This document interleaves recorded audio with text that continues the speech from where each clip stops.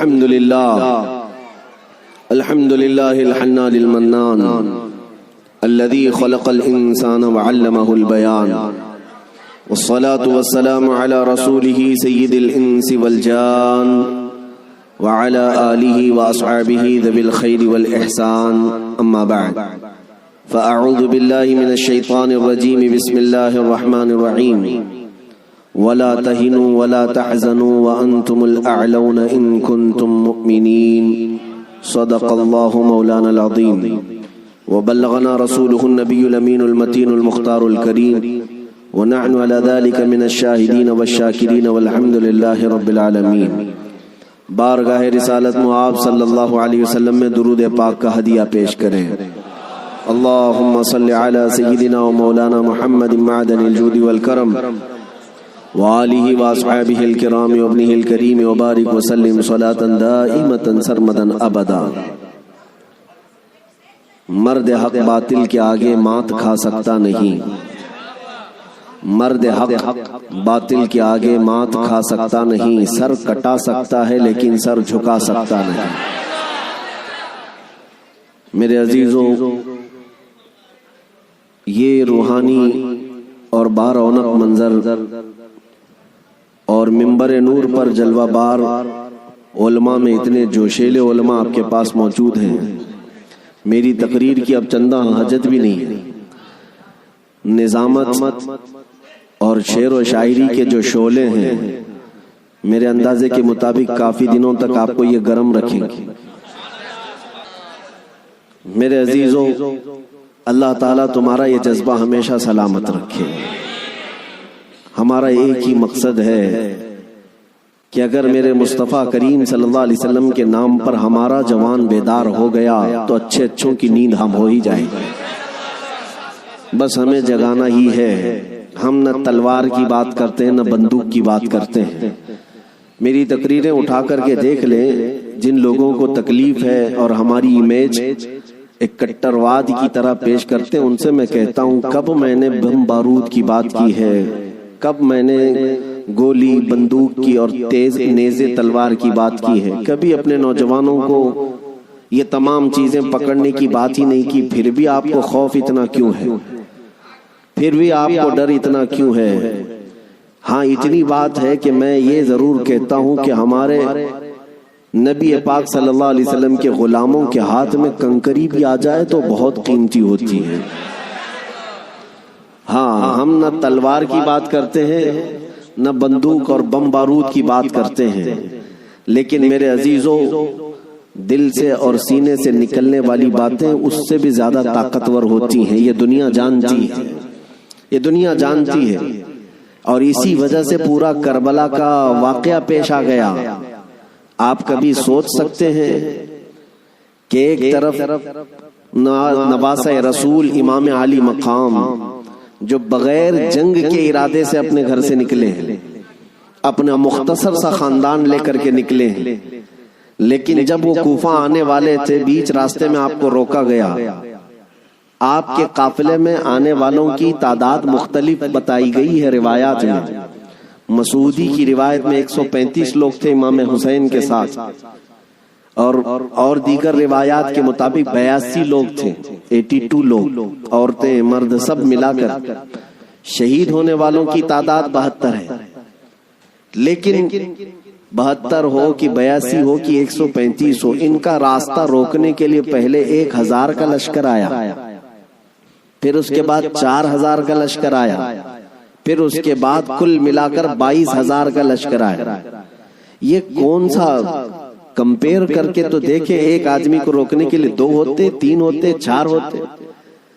80 لوگوں کو روکنے کے لیے اگر 22000 لوگ لگتے ہیں تو عقل آج بھی تسلیم نہیں کر پاتی۔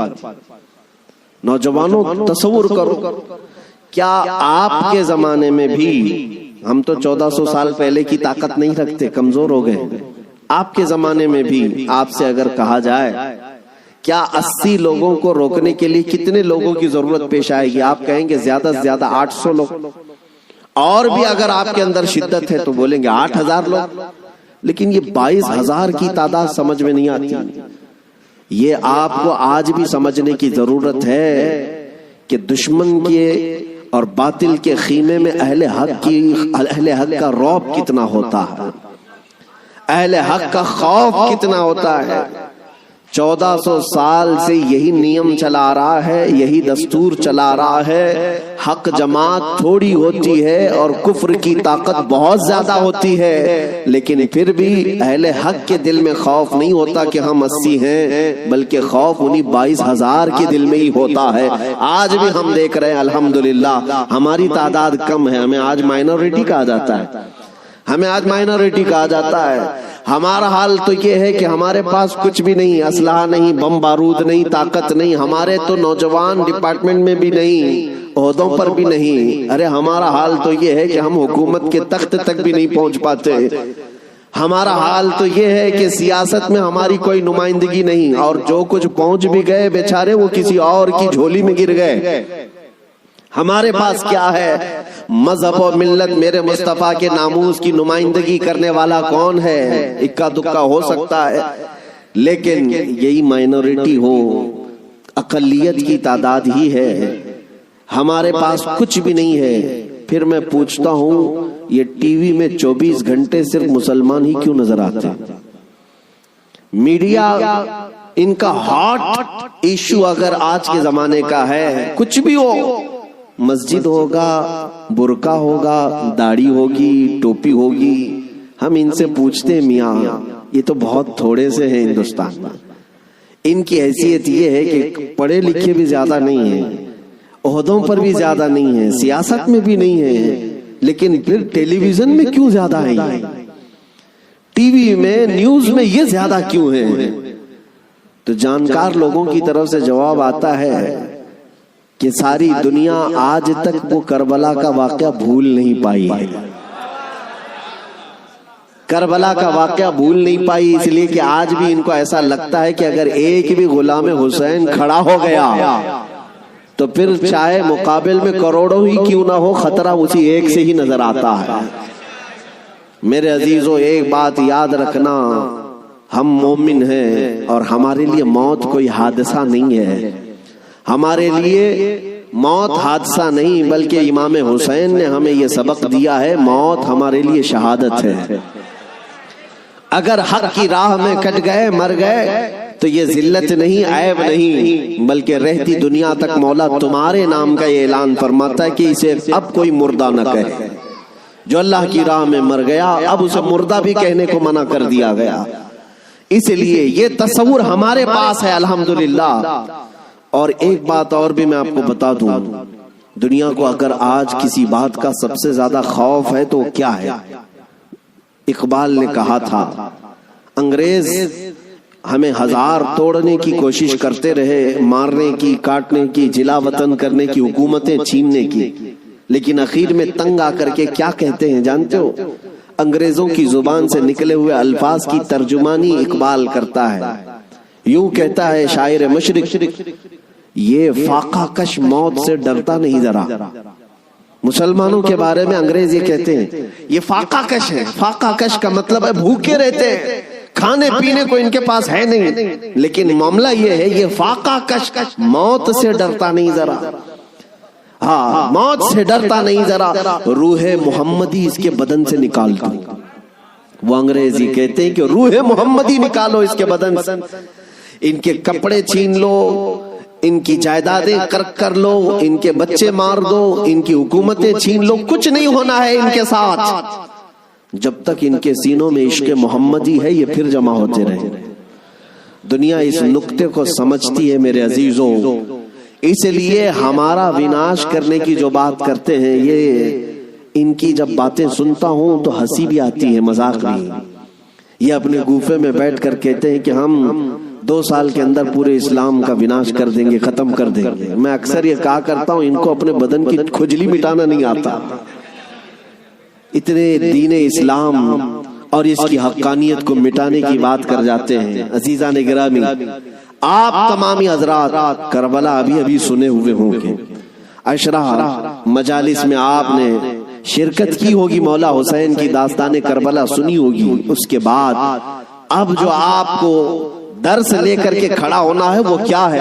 وہ فاضل بریلوی امام اہل سنت احمد رضا خان نور اللہ مرقدہ سے سنو، آپ نے یہ میسج دیا تھا، خوف نہ رکھ رضا ذرا تو ہے عبد مصطفیٰ، خوف نہ رکھ رضا ذرا تو ہے عبد مصطفیٰ، تیرے لیے امان ہے، تیرے لیے امان ہے۔ یہ ہم سب کے لیے میسج ہے۔ اگر آپ کو یہ لگتا ہے کہ میں مدینے کے تاجدار کا غلام ہوں تو خوف کو نکال کر پھینکو، کچھ نہیں ہونا ہے۔ یہ پھانسی کے پھندے، یہ جیل کی سلاخیں، یا تلواروں کی چمک، یا گولیوں بارود کی باتیں، یہ سب ہمارے لیے میرے عزیزوں موت کا ڈر نہیں بتا سکتی، اس لیے کہ حضرت مظفر حسین کچوچوی رحمۃ اللہ علیہ نے ایک بات فرمائی تھی، جب ان کو قید کیا گیا تھا جیل میں، تب انہوں نے کہا تھا مظفر کو مقید نہ سمجھ اے سیاد، میری اسیری بھی سنت آبائی ہے، ہمارا قید ہونا بھی ہمارے آبا و اجداد کی سنت ہے۔ اس لیے میں جس جگہ جاتا ہوں نوجوانوں سے ایک ہی بات کا خطاب کرتا ہوں کہ اپنے سینوں سے خوف نکالو، ڈر نکالو، اور اس بات کا یقین تم سے زیادہ کس کو ہے کہ ہمارا رازق اللہ ہے۔ اس سے زیادہ کون اس دنیا میں یقین رکھتا ہے؟ آپ ہیں، مومن ہیں، اللہ کی ذات پر یقین ہے آپ کو، ہمارے دانے دانے کا رازق اللہ ہے، اور ہماری ہر سانس کا مالک اللہ ہے۔ جب تک میرا مولا نہ چاہے یہ پوری طاقتیں مل کر کے میرا بال بھی نہیں نوچ سکیں گی، اور جب رب تعالیٰ کو منظور ہو تو ہم چونٹی سے بھی ہلاک ہو سکتے ہیں۔ یہ قدرت کے فیصلے ہیں۔ میں آپ کو بتاتا ہوں، سیدنا غوث اعظم عبد القادر جیلانی رضی اللہ تعالیٰ عنہ منبر پر خطبہ دے رہے تھے، بڑا مجمع، 70,000 کا مجمع، منبر پر جب خطبہ دے رہے تھے، عین خطبے کے دوران چھت پر سے ایک نہایت ہی کالے قسم کا سانپ نمودار ہوا، جس کی ہیبت ایسی تھی کہ مجمع میں سے لوگ ادھر سے ادھر ہونے لگ گئے۔ اس سانپ کی دہشت سے لوگ گھبرا گئے، لیکن وہ سانپ چھت سے اوپر سے آتے آتے سیدھے سرکار غوث پاک کے کندھے پر آ گیا، غوث پاک کے کندھے پر آ گئے، نہایت ہی کالے قسم کا زہریلا سانپ جس کو دیکھ کر مجمع منتشر ہو رہا۔ غوث پاک خطبے میں مصروف ہیں، اور اس کے بعد وہ سانپ آپ کے گردن سے آپ کے جبے میں داخل ہوا، آستین میں گیا، سینے پر آیا، دوسرے آستین میں گیا، گردن میں آیا، اس کے بعد تھوڑی دیر کے بعد وہ واپس ادھر ہی گیا۔ غوث پاک کے ایک جملے میں بھی لغزش نہیں ہے، خطبہ جس طرح چل رہا تھا اسی طرح چلتا رہا، اور اس کے بعد اس سانپ نے فصیح عربی میں آپ سے کلام کیا، کہا ہے عبد القادر میں آزمائش کے لیے آیا تھا، اس سے پہلے میں نے کئی لوگوں کو آزمایا، ان کے یا تو زبان میں لکنت آ گئی، یا تو پیر ہل گئے، یا تو پھر اپنا بیان چھوڑ دیا، لیکن تمہارا حال تو یہ ہے کہ ایسا لگتا تھا کہ تمہارے جسم پر کوئی چیز آئی نہیں۔ غوث پاک رضی اللہ تعالیٰ عنہ مسکرائے، خطبہ جاری رکھا۔ لوگوں نے پوچھا غوث پاک سے کہ یہ کیا تھا،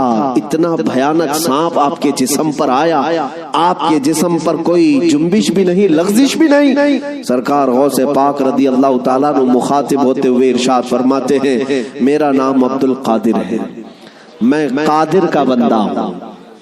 کس کا بندہ؟ قادر کا بندہ، قدرت پر یقین رکھتا ہوں۔ مجھے اس بات پر یقین تھا کہ اگر میری موت آنی ہے تو اس سانپ کے ذریعے سے آ جائے گی، میرے ہلنے سے بچنے سے میں بچ نہیں سکوں گا، اور اگر میری موت نہ آنا ہو تو اس طرح کے سینکڑوں سانپ بھی میرے جسم کا کچھ نہیں کر سکتے۔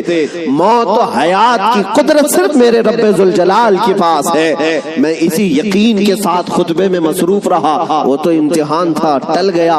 عزیزان گرامی وقار، اس بات کا میں آج آپ کو اعلان کرنا چاہتا ہوں، اگر آپ قادری سلسلے سے بیعت ہیں تو غوث پاک کی اس استقامت پر قربان جاؤ۔ آج اس طرح کے زہریلے سانپ اگر تمہارے ارد گرد آ بھی جائیں، تمہیں اس بات کا یقین رکھنا ہے، موت و حیات کا مالک میرا پروردگار ہے، موت و حیات کی قدرت میرے رب ذوالجلال کے پاس ہے۔ اور یہ یقین میں آپ سے کہتا ہوں کہ غوث پاک کے مقام تک تو نہیں پہنچ سکتے، لیکن واقعہ عرض کرنے کا مقصد یہ ہے کہ ہم قادری غلام ہیں، قادری کتے ہیں، ان کی نسبت سے اگر ہمارے سینے میں تھوڑا بہت بھی اگر شجاعت نجات کا جذبہ آ جائے تو میں سمجھتا ہوں کہ میرے عزیزو آج اس روئے زمین کا منظر ہی بدل جائے گا. لوگ دیکھ چکے تمہیں ڈرا کر کے دھمکا کر کے, انہیں یہ اندازہ ہو گیا ہے کہ یہ تھوڑے پیسوں میں بک جاتے ہیں یا خوف سے تھر تھراتے ہیں, ڈر کر کے بھاگ جاتے ہیں, اس لیے دنیا تمہیں ڈراتی ہے دھمکاتی ہے. لیکن جس دن تمہارے قدم ڈگمگانے سے رہ گئے, میں یقین کے ساتھ کہتا ہوں بجلیاں آئیں گی, طوفان آئیں گے, لیکن تمہارا کچھ نہیں ہو سکے گا. اللہ کریم تمہارے استقامت پر مدد نازل فرمائے گا, اس لیے کہ قرآن میں وہ کہتا ہے ان الذین قالوا ربنا اللہ ثم استقاموا تتنزل علیہم الملائکہ. بے شک جو لوگ اللہ کو یہ کہتے ہیں کہ ہمارا رب ہے اور پھر اس پر جمے رہتے ہیں, مولا فرماتا ہے ان کی حفاظت کے لیے مولا فرشتے نازل فرماتا. جمے رہنا, استقامت, ڈٹے رہنا, یہ آج تمہاری ضرورت ہے میرے عزیزوں. طوفان آئیں گے, آندھیاں آئیں گی, لیکن یہ نہیں ہے کہ تم میدان چھوڑ کر بھاگ جاؤ. دیکھو موت تو آنی ہے, کسی ہاسپٹل کے بیڈ پر آئے گی یا گھر کی چٹائی پر آئے گی, کہیں نہ کہیں آنا ہے, یا کسی حادثے میں یا کسی بیماری میں. لیکن اگر قسمت سے موت اس حال میں آئے کہ میں میرے نبی کا پرچم بلند کر رہا ہوں, نبی پاک کی عزت کی بات کر رہا ہوں, اور اگر اس حال میں موت آئے تو اس موت کا کیا کہنا. میرے عزیزوں, بزرگوں نے فرمایا جو ناموس رسالت پر مر جاتا ہے, روح نکلنے سے پہلے وہ اپنے سرانے پر مصطفیٰ کریم کا دیدار بھی کرتا ہے. نبی پاک صلی اللہ تعالی علیہ وسلم کا دیدار کرے گا.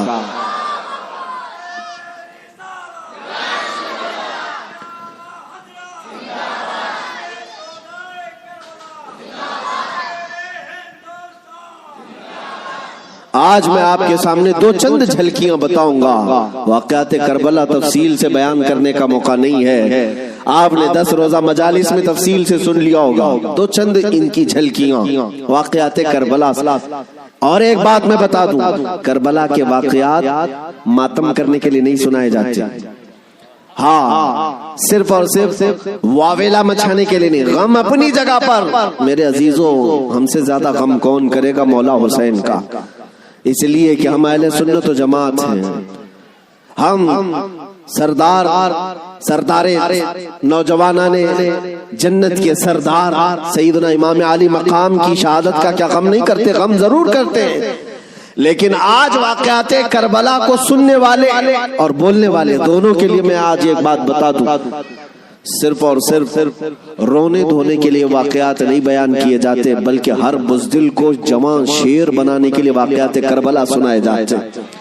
بلکہ میں تو کہتا ہوں اگر بیان کرنے کا انداز, میں تو مقرر نہیں ہوں, میں خطیب نہیں ہوں, میرے پاس کوئی انداز بھی نہیں ہے, میں تو اپنی گفتگو کرنے کا عادی ہوں, لیکن اگر سچا غلام حسین کوئی منبر سے بیان کرے, دیکھنا قسم رب ذوالجلال کی 80 سال کا بوڑھا بھی تمہیں 25 سال کا جوان نظر آنے لگ جائے.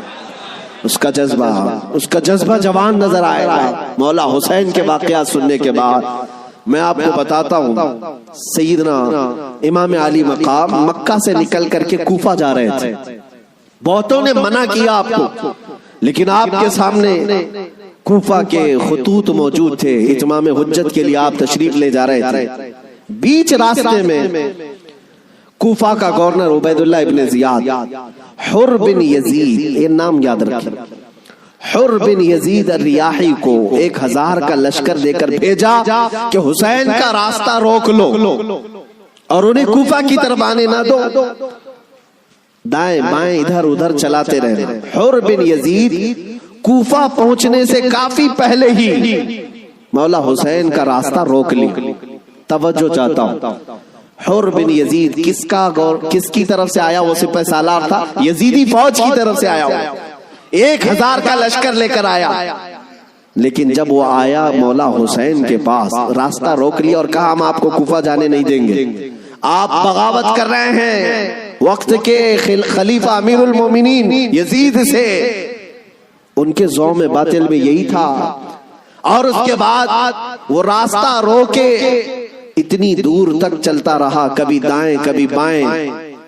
امام حسین ایک جگہ پر جب پڑاؤ کرتے ہیں, ظہر کا وقت ہے, اذان ہوئی, نماز کے لیے جماعت قائم ہو رہی ہے, امام حسین نے اس حر بن یزید سے پوچھا جو 1000 لشکر کا سپہ سالار تھا، کہا ہم نماز پڑھنے جا رہے ہیں، ہم اپنی نماز پڑھ لیں، کیا تمہاری جماعت الگ ہوگی ہماری جماعت الگ ہوگی؟ حر بن یزید نے کہا نہیں، امام آپ ہی ہوں گے، ہم مقتدی ہوں گے، اقتدا ہم کریں گے۔ امام حسین مسلح پر ہیں، راستہ روکنے کے لیے جو آیا ہے یزید کا سپہ سالار، وہ اقتدا کر رہا ہے، 1000 لشکریوں کے ساتھ اقتدا کر رہا ہے، ظہر میں بھی، عصر میں بھی، مغرب میں بھی، عشاء میں بھی، کنٹینیو جو نمازیں ہوتی ہیں نماز امام حسین ہی پڑھاتے ہیں، اور راستہ روکنے کے لیے آیا ہوا یزید کا سپہ سالار اقتدا کر رہا ہے۔ میں علماء سے کہتا ہوں میرے عزیزوں، بڑا عظیم نکتہ ہے، اگر حسین کے سچے وفادار ہو تو آج بھی ہزاروں یزیدی تمہاری بھی اقتدا کرنے کو تیار ہیں، کرتے ہیں، مجبور ہیں۔ اگر سچے حسینی بن جاؤ تو اقتدا تو ہوگی، لیکن جو بات مجھے عرض کرنی ہے وہ یہ، راستہ روکا اور اس کے بعد پھر پیغام آیا کہ امام حسین کو کوفہ کی طرف آنے مت دینا، کسی اور راستے کی طرف لے جاؤ، کسی اور راستے کی طرف وہ زبردستی لے گیا۔ پھر وہ میدان آیا جس کو کربلا کہا جاتا ہے، امام حسین وہاں اتر گئے اور ایسی جگہ پر آپ کو اتارا گیا جہاں پانی نہ ملے، دریا کے اوپر سارے یزیدی فوج کا قبضہ۔ اب سنیے، محرم کا مہینہ ہے، 7ویں آ گئی، 8ویں آ گئی، اس کے بعد یہ صلح مصالحت کی بھی باتیں چلتی رہی۔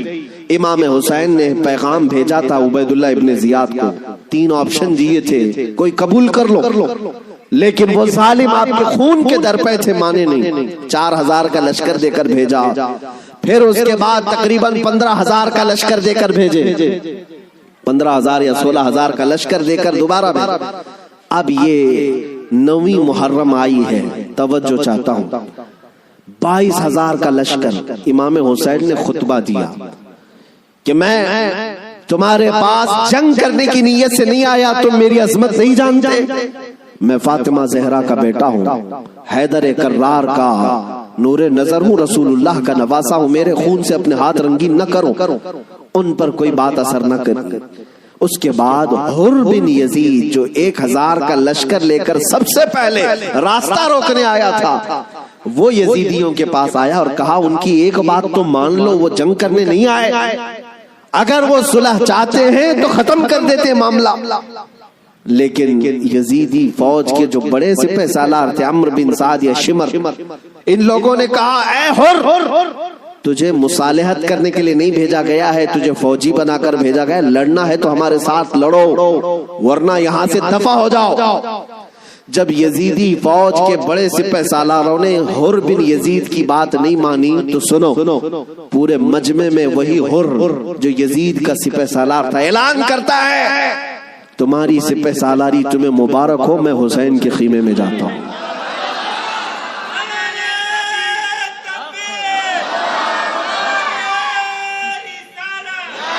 توجہ، حر بن یزید نے کہا مجھے اب نظر آ رہا ہے کہ حق اور حقانیت حسین کے خیمے کی طرف ہے، مجھے جانے دیں۔ ان لوگوں نے کہا تم جا سکتے ہو۔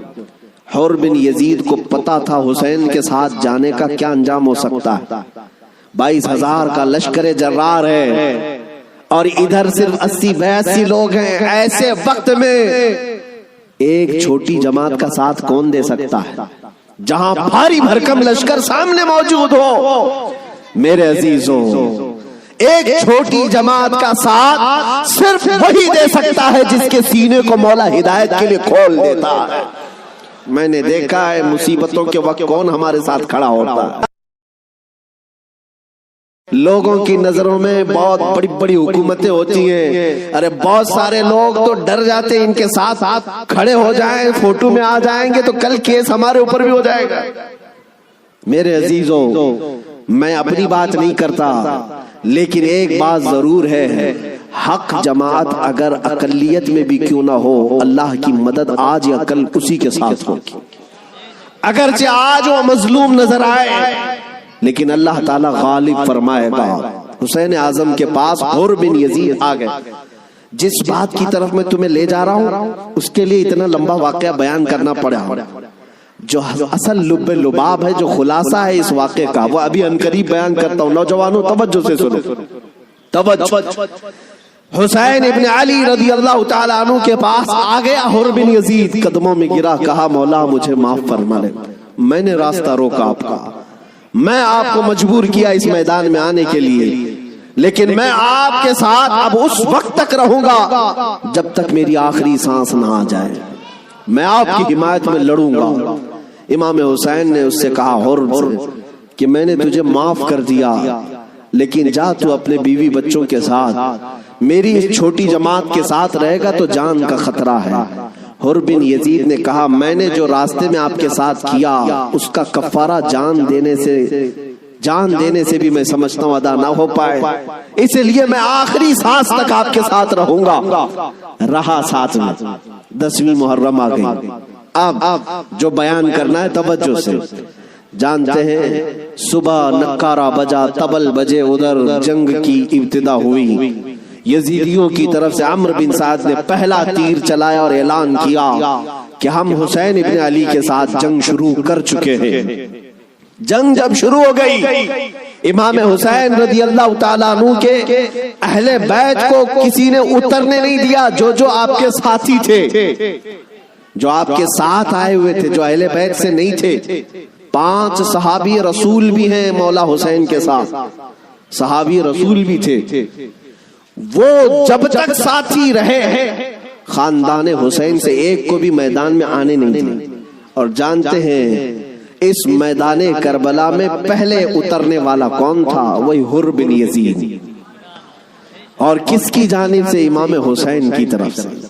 ایک بات مولا قدیر و جبار کی تمہیں سمجھنا پڑے گا، اگر وہ ہدایت دینے پر آئے تو کفر کی طاغوتی طاقتوں میں سے بھی کسی کو ہدایت دے کر کے اس کو پاسبان اسلام بنا سکتا ہے، اور کبھی گمراہ کرنے پر آئے تو کعبہ کے قریب رہ کر کے بھی کوئی گمراہ ہو سکتا ہے. ہاں یہ بات سمجھ کر کے چلو. جب مولا تعالیٰ ہدایت دیتا ہے، ہم نے یہاں پر بھی دیکھا ہے کہ بابری مسجد کو شہید کرنے والے آتنکی بہت سارے تھے، لیکن ہم نے برسوں بعد ایک شخص کا نام سنا تھا کہ وہ دائرہ اسلام میں آیا اور نمازی بھی بنا، پابند بھی بنا، داڑھی بھی رکھا، بلکہ تبلیغ اسلام بھی کرتا رہا، تبلیغ اسلام بھی کرتا رہا. اور وہ یہ کہتا رہا ایک زمانہ وہ تھا جب میں ہتھوڑا لے کر کے گنبد کو توڑ رہا تھا، لیکن آج ایک زمانہ یہ ہے کہ میری پیشانی ہر جگہ سجدہ الہی کے لیے جھک جایا کرتی. مولا جس کو جہاں سے چاہے ہدایت عطا فرمائے. حر بن یزید امام حسین کی طرف سے پہلے میدان میں اترنے والے. اب میں آتا ہوں اسی بات پر جس کے لیے میں اتنا لمبا واقعہ آپ کو سنایا. مقابلہ دو بدو تھا، ایک کے بعد دیگرے مقابلہ تھا. حر بن یزید جب گھوڑے پر سوار ہو کر مقابلے کے لیے آیا تو یزیدیوں کی طرف سے پہلوان آتے رہے، سپاہی آتے رہے، مقابلہ کرتے رہے. یہ تنہا حر بن یزید کا مقابلہ صبح سے لے کر کے دوپہر تک چلتا رہا. باقی بہت سارے مقابلے ہوئے، تھوڑی تھوڑی دیر کے بعد سب جام شہادت نوش کرتے رہے، یہ زوال کے بعد. لیکن حر بن یزید کا مقابلہ صبح سے چلتا رہا. اور میں نے جب تاریخ میں یہ بات پڑھی تو مجھے حیرت ہوئی کہ تنہا حر بن یزید اکیلے گھوڑے پر آیا اور یزیدیوں سے ایک کے بعد دیگرے لڑتا رہا. گھنٹوں کے مقابلے کے بعد جن لوگوں کو حر بن یزید نے مارا تھا ان کی لاشیں گنی گئی تو 120 لاشیں پڑی ہوئی تھی. یہی بات مجھے کرنا ہے، یہی بات مجھے کرنا ہے. تنہا ایک حسینی 120 کو مار گرا سکتا ہے کربلا کے میدان میں. تم صرف یہ سنتے ہو کہ حسین اعظم کے بچے شہید ہو گئے، لیکن حسینیوں نے جن کو کاٹا ہے وہ کیوں نہیں سنتے؟ وہ کم نہیں تھے، بہتوں کو فنا فی النار کیا. اب جو بات کہنی ہے وہ یہ ہے، حر بن یزید خاندان حسین سے نہیں ہے، اہل بیت سے نہیں ہے، انصار میں سے بھی نہیں ہے جو ساتھی وہاں سے آئے تھے، بلکہ ایک دن پہلے توبہ کر کے حسینی بنا تو دوسرے دن کی طاقت کا حال یہ ہے.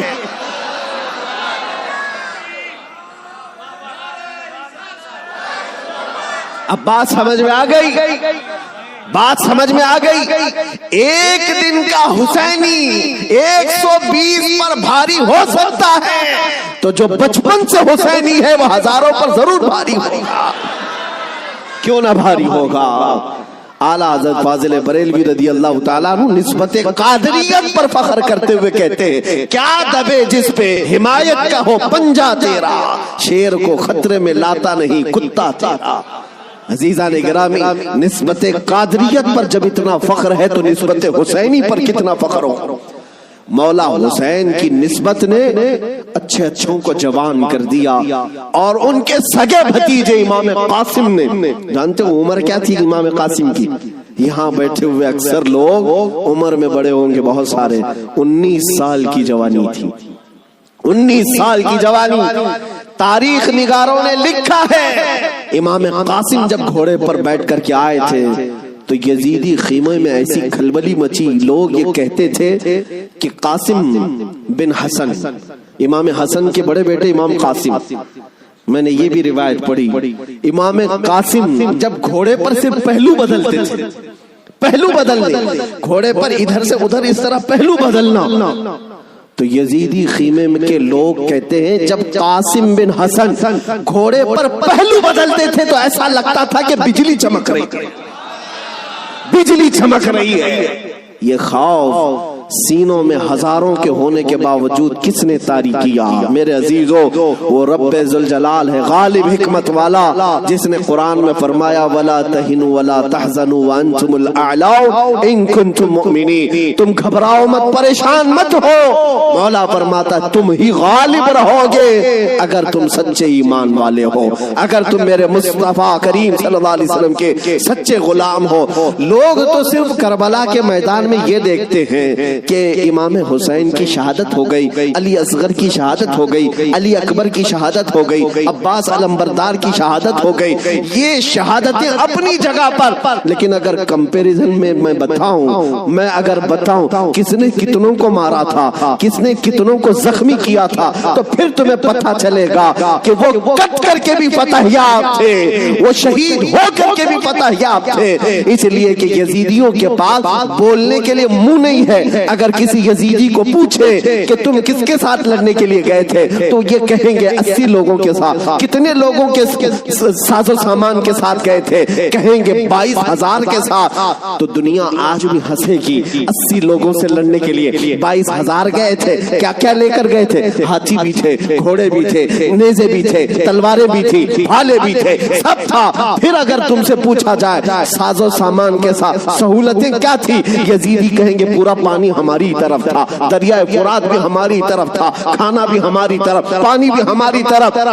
پھر دنیا پوچھے گی ادھر کے خیمے میں حسین کتنی تیاری کے ساتھ آئے تھے، تو تمہیں منہ جھکا کر کہنا پڑے گا ان کے پاس صحیح قسم کے نیزے اور تلواریں بھی نہیں تھی، اور گھوڑے اور ہاتھی اور اونٹ بھی نہیں تھے، ان کے پاس تو 3 دن کی بھوک بھی تھی، پیاس بھی، اور اس کے علاوہ ان نوجوانوں کے پاس بھوک و پیاس کی شدت کے ساتھ ساتھ ساز و سامان جنگ بھی نہیں تھا۔ تب دنیا آج بھی کہے گی بھلا اس کو جنگ کہتے ہیں، بھلا اس کو مقابلہ کہتے ہیں۔ وہ حسینی اگر تمہارے ساتھ مقابلہ نہ بھی کرتے تب بھی قیامت تک حسین کی فتح کا پرچم لہرا رہا ہوتا، لیکن آج دنیا یہ دیکھ کر کے بھی کہتی ہے، چلو تخت و تاج کے مالک ہونے کو اگر آج دنیا یہ کہتی ہے، طاقت والے فتح یاب ہیں، حکومت والے فتح یاب ہیں، تخت والے فتح یاب ہیں، توجہ سے یہ بات میں آج ذمہ داری کے ساتھ کہہ رہا ہوں، کل کو اگر مجھے کوئی پھانسی پر چڑھائے، کل کو اگر مجھے کوئی گولی مارے تو یہ بات میری یاد رکھنا میرے عزیزو،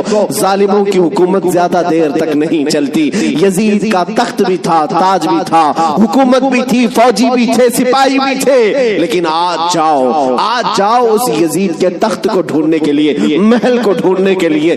دمشق آج بھی موجود ہے، ملک شام آج بھی موجود ہے۔ دمشق اگر جا کر کے لوگوں سے سے پوچھو گے وہ تخت کہاں ہے جہاں سے حکومت کی جاتی تھی، یہاں سے بیٹھ کر کے کربلا کے ریگزاروں میں خون بہایا جا رہا تھا، یزید کہاں ہے، تخت کہاں ہے؟ وہاں دمشق کے رہنے والے شاید تمہارا ہاتھ پکڑ کر کے لے جائیں گے ایسی جگہ پر جہاں پورے دمشق کا کچرا پھینکا جاتا ہے، جہاں پورے دمشق کی گندگی ڈالی جاتی ہے، اور لوگ کہیں گے یہیں پر یزید کو دفن کیا گیا تھا۔ تم ناک پکڑ کر کے بھاگ آؤ گے، وہاں پر کھڑے نہ ہو سکو گے جہاں یزید کو دفن کیا گیا تھا، تاج بھی نہیں، تخت بھی نہیں، فوج بھی نہیں، اور ذریت اولاد بھی نہیں، اور پھر آؤ کربلا کے میدان میں، پھر آؤ عراق کی سرزمین پر، یہاں کسی سے جا کر پوچھنا، سنا ہے 1400 سال پہلے یہاں ایک جنگ ہوئی تھی، کربلا کا میدان تھا، رسول کے نواسے خاندان اہل بیت کے ٹکڑے کر دیے گئے تھے، انہیں جام شہادت نوش کرنا پڑا تھا، وہ میدان کہاں ہے؟ میرے عزیزو، کربلا کا کوئی بھی آدمی تمہارا ہاتھ پکڑ کر لے جائے گا اور کہے گا اے عزیز یہاں وہ میدان نہیں ہے، یہاں کوئی ویرانگی اور صحرا نہیں ہے، آؤ تمہیں لے جاتے ہیں، اور لے جا کر کے ایسی جگہ کھڑا کرے گا جہاں سے تمہاری نظر اٹھے گی تو سونے سے کلئی کیا ہوا لہراتا ہوا پرچم حسین تمہیں آج بھی اس بات کا اعلان کرے گا، شاہ اسد حسین، بادشاہ اسد حسین۔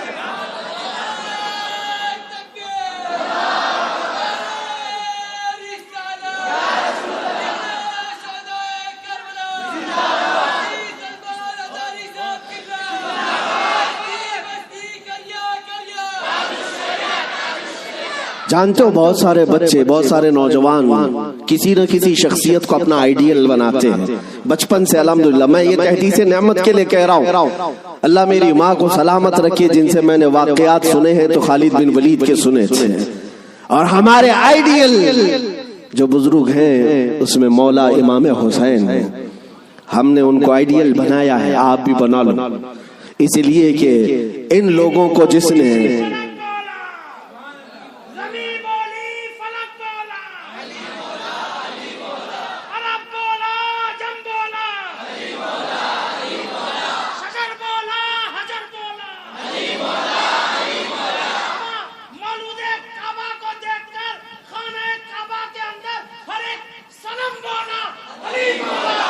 علی مولا، عزیزان گرامی وقار، آپ کو یہ بات یاد رکھنی ہوگی کہ جس نے جس کو آئیڈیل بنایا اور نمونہ بنایا ہے اس کے اندر اسی طرح کی عادتیں بھی آتی ہیں۔ اسی لیے میرے آقا صلی اللہ علیہ وسلم نے ارشاد فرمایا اپنی صحبتیں ڈھونڈ کر کے بناؤ، دوست بھی بناؤ یا کسی کے پیچھے چلو تو پہلے دیکھ لو۔ یہ آج میں بچوں سے کہتا ہوں، تم گلیمر کی دنیا میں جن لوگوں کے پیچھے بھاگتے ہو، سمجھتے ہو کہ یہ ایکٹر سٹار ہے، اس کے پیچھے بھاگنا ایک فیشن ہے، بھاگتے رہو گے ایسے گڑھے میں گر جاؤ گے جہاں سے نکلنا ہی مشکل ہے۔ ہم نے دیکھا ہے ان دنیاوی مکاروں اور عیاروں کے پیچھے بھاگنے والے نوجوان کبھی سکھ سے نہ رہ سکے، اور ان کی حیثیت کیا ہے؟ فلموں میں آ کر کے تھرک کر کے ناچ کر کے مجرے دکھا کر کے اگر لوگ یہ سمجھتے ہیں کہ یہ بہت بڑے سٹار ہیں، میرے عزیزو ذرا حسن بکھرنے تو دو، بڑھاپا آنے تو دو، اور جب پھر جھریاں پڑ جائیں، کمر ٹیڑھی ہو جائیں تو پھر ہم دیکھتے ہیں کتنے فین ہیں تمہارے۔ لیکن مجھے یقین ہے مولا حسین کا غلام 80 سال کا بھی ہو جائے تو اس کے فین کی کمی نہیں ہوتی، اس کے فینز کم نہیں ہوتے۔ اور ہم نے اپنی زندگی میں حضور تاج الشریعہ کو دیکھا، میرے عزیزو، دیکھا ہے آپ حضرات نے، حضرت کی عمر تقریباً 70 کے اوپر تھی، 74 سال کی عمر میں، اور بال پورے سفید ہیں، 2 لوگ پکڑ کر کے چلاتے ہیں، لیکن ہم نے دیکھا ہے جس طرف سے گزر جائے لاکھوں صرف ایک جھلک دیکھنے کے لیے بے قرار۔ ان نوجوانوں سے پوچھو، دنیا تو فلم سٹاروں کے پیچھے بھاگتی ہے اور تم 70 سال کے اوپر اس بزرگ کو دیکھنے کے لیے بےتاب ہو، بے قرار ہو۔ اور حد تو یہ ہے میرے عزیزوں، نہ ان کے آنے کا کوئی پرچار، نہ سوشل میڈیا کا زمانہ، نہ فیس بک واٹس ایپ اور انسٹاگرام میں ہے، ان کے آنے کی جانے کی خبریں نہ ان کے جلسوں کی خبریں، لیکن پھر بھی آپ نے دیکھا کہ پورا زمانہ ٹوٹ پڑتا تھا۔ وہ جب جہاں گئے، یہی کی بات نہیں ہے، میں حضرت کے ساتھ مصر میں بھی دیکھا، اور حج میں نے الحمدللہ پہلا حج حضرت کے ساتھ کیا۔ طواف کے بعد وہ سادے لباس میں اتر کر کے نیچے اپنی کار میں بیٹھنے کے لیے آ رہے ہیں، ویل چیئر پر ہے، لیکن ایسے لوگوں کو میں بھاگتے ہوئے دیکھا جو ہندوستانی بھی نہیں، پاکستانی بھی نہیں، بنگلہ دیشی بھی نہیں، ترکی کی عورتیں اور ترکی کے مرد آپ سے مصافحہ کرنے کے لیے، دیکھنے کے لیے بھاگتے ہوئے پیچھے تک آئے۔ میرے عزیزوں، ترکی میں جمال کم نہیں، ترکی میں خوبصورتی کم نہیں، ہر آدمی گورا ہے، ہر آدمی خوبصورت ہے۔ اگر کوئی یہ سمجھتا ہو کہ حضور تاج الشریعہ کو لوگ اس لیے دیکھنے کے لیے آتے تھے کہ نہایت ہی رنگ کے آپ حسین و جمیل تھے، میرے عزیزوں، ترکیوں کے پاس حسن ہے، شامیوں کے پاس حسن ہے، مصریوں کے پاس حسن ہے، لیکن ان کو بھی ہم بے تاب و بے قرار دیکھا ہے، ہم نے دیکھا ہے۔ اسی وقت ہم نے، میرے پڑھنے کا زمانہ تھا، ان ترکیوں سے میں نے پوچھا تھا، وہ صحیح طریقے سے عربی بھی نہیں جانتے اور صحیح طریقے سے انگلش بھی نہیں جانتے، لیکن ٹوٹی پوٹی جو بھی ان کو عربی آتی۔ ہم نے پوچھا ان کو جانتے ہو، ان کو جانتے ہو، ان کو ملنے کے لیے تم دوڑے آئے؟ کہا جانتے تو نہیں، فوٹو میں کبھی دیکھا، فوٹو تو ہوتا ہی، کہیں کوئی ویڈیو دیکھا نہیں، پھر کیوں؟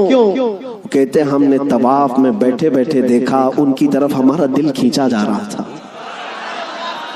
میرے عزیزوں، جو حسین اعظم کا غلام ہو، غوث پاک کا سچا غلام ہو، مولا کریم اس کے چہرے میں یہ کشش رکھتا ہے، چاہے وہ 80 سال کا ہو یا 90 سال کا ہو، وہ دنیا کو اپنی طرف کھینچ لیتا ہے، وہ کھینچ لیتا ہے۔